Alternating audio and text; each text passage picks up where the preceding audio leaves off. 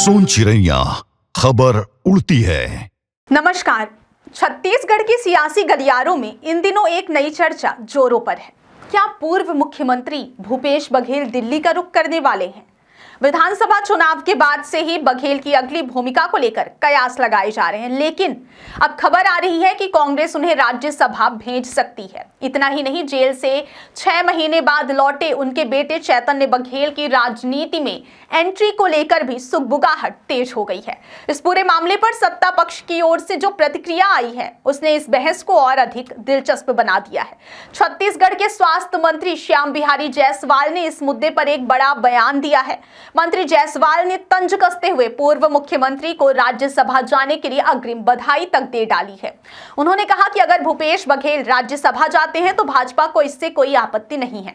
हालांकि जायसवाल ने इस दौरान कांग्रेस की पुरानी दुखती रग पर हाथ रखते हुए कहा कि पिछली बार कांग्रेस ने छत्तीसगढ़ की राज्यसभा सीटें बाहरी लोगों को दे दी थी, लेकिन इस बार शायद वे स्थानीय चेहरे पर विचार कर रहे हैं।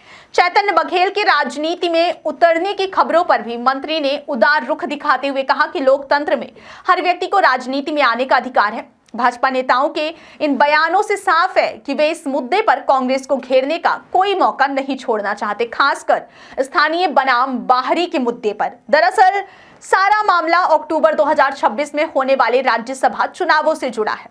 उस समय केटीएस तुलसी और फूलो देवी नेताम का कार्यकाल समाप्त हो रहा है और 2 सीटें खाली होंगी, लेकिन यहाँ पेच विधानसभा की मौजूदा आंकड़ों में है।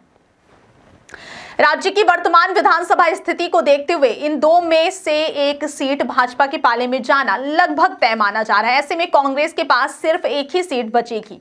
जानकारों का मानना है कि इस एक सुरक्षित सीट के लिए भूपेश बघेल का नाम सबसे आगे चल रहा है, ताकि उन्हें केंद्रीय राजनीति में सक्रिय किया जा सके। भाजपा हमेशा से कांग्रेस पर आरोप लगाती रही है कि उसने छत्तीसगढ़ के हक की राज्यसभा सीटें राज्य के बाहर के नेताओं को दी है। अब अगर भूपेश बघेल को भेजा जाता है तो कांग्रेस इस बाहरी वाले टैग को हटाने की कोशिश करेगी। वहीं दूसरी ओर चैतन्य बघेल की संभावित एंट्री को लेकर राजनीतिक पंडित इसे बघेल परिवार के शक्ति विस्तार के रूप में देख रहे हैं। बहरहाल अंतिम फैसला कांग्रेस आला कमान को ही करना है कि वह अपनी एकमात्र संभावित सीट पर किसे दांव पर लगाती है। क्या भूपेश बघेल दिल्ली की राजनीति में अपनी नई पारी शुरू करेंगे या फिर छत्तीसगढ़ की राजनीति में ही कोई नया समीकरण बनेगा? इन सवालों के जवाब आने वाले वक्त में ही मिलेंगे, लेकिन फिलहाल भाजपा की बधाई ने सियासी पारे को जरूर चढ़ा दिया है। बहुत बहुत धन्यवाद। सोन चिड़ैया खबर उड़ती है।